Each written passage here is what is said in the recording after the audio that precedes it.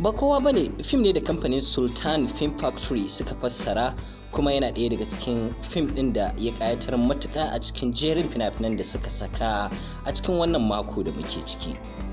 Idan wannan ne zuwan ka karo na farko izuwa nan tasha, kar ka manta da dinna subscribe da alamar ƙararrawa domin samun bayanai, cikakken bayani dangane da shi wannan fim. Fim ne da aka gina shi akan rayuwar ubannin daba, yadda suke rayuwarsu, karfin iko da suke da shi, da kuma kama karya da suke yi, da kuma kawar da duk wanda ya kokarin kawo musu cikas a cikin al'amuransu. Babu shakka a duk inda ka samu uban daba tabbas baka rasa shi da daurin gindi da kuma yara a gurare daban-daban da suka hada da siyasa, hukumar 'yan sanda, hukumar soja, hukumar haraji da duk wani mai fada aji da yake wannan ƙasa. Wannan fim na ba kowa bane, an shimfiɗa shi ne akan rayuwar wani matashi da yake aiki da wata hukuma mai zaman kanta da take samar da jami'ai masu kula da kamfanoni, masu kuɗi, mashahurai da duk wani mai buƙatar a bashi kariya. Babu shakkar hukumar ta yarda da shi 100% domin duk wani aiki da ya taso na musamman shi ake turawa ya aiwatar da wannan aiki.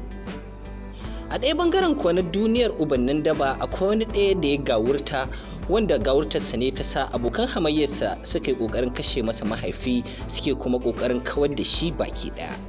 Hakan ne yasa ya buƙaci a samun masa dogari da zai iya bashi kariya ta musamman a ko'ina yake a faɗin ƙasar da ma duniya baki ɗaya.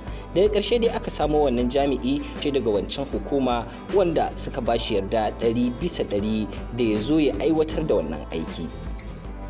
Bayan yarjejeniyar da suka samar a tsakaninsu, daga ƙarshe dai wannan jami'i ya fara aiki a matsayin mai ba wannan uban daba kariya.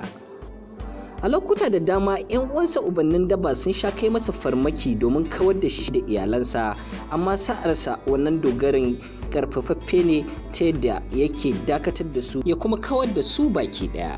Babu shakka wannan yanayi ya haifar da yarda mai ƙarfin gaske a tsakanin wannan gida na shi wannan uban daba da shi wannan jami'i. A haka wannan dogarin ya ci gaba da kare shi tare da kawar masa da duk wani wanda yake ƙoƙarin kawo masa cikas a cikin kasuwancinsa.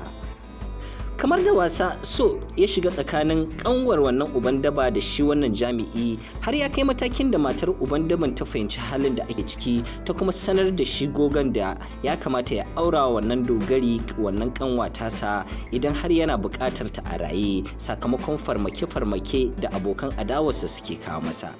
Ya kuma amince da shawararta, yana kuma ƙoƙarin sanar da shi dogarin buƙatarsa na auren ƙanwarsa ne dogarin ya fito da asalin fuskarsa. Abinda ba ku sani ba shine shi wannan dogari ya kasance jami'i ne ga hukumar leƙen asiri na ɓangaren soja da ke ƙasar Indiya. Ya yi basaja ne a matsayin dogari don samun damar shiga jikin ubannin daban domin kawar da su baki ɗaya. Ya zaɓi yin aikin ne domin tsabtace ƙasarsa tare da ɗaukan fansar abin da ubannin daba suka yi masa na kawar masa da danginsa baki ɗaya. Daga ƙarshe dai wannan jami'i ya yi nasara wajen kawar da ubannin daba a faɗin ƙasar Indiya baki ɗaya. Ya makoma soyayyarsa ta kasance. Nemi wannan fim mai suna ba kowa bane na kamfanin Sultan Film Factory don jin ko kuma kallon wainar da aka toya a ciki. Da haka muka zo ƙarshen wannan recap, kar ka manta da danna mana subscribe domin samun bidiyo na gaba. Mun gode.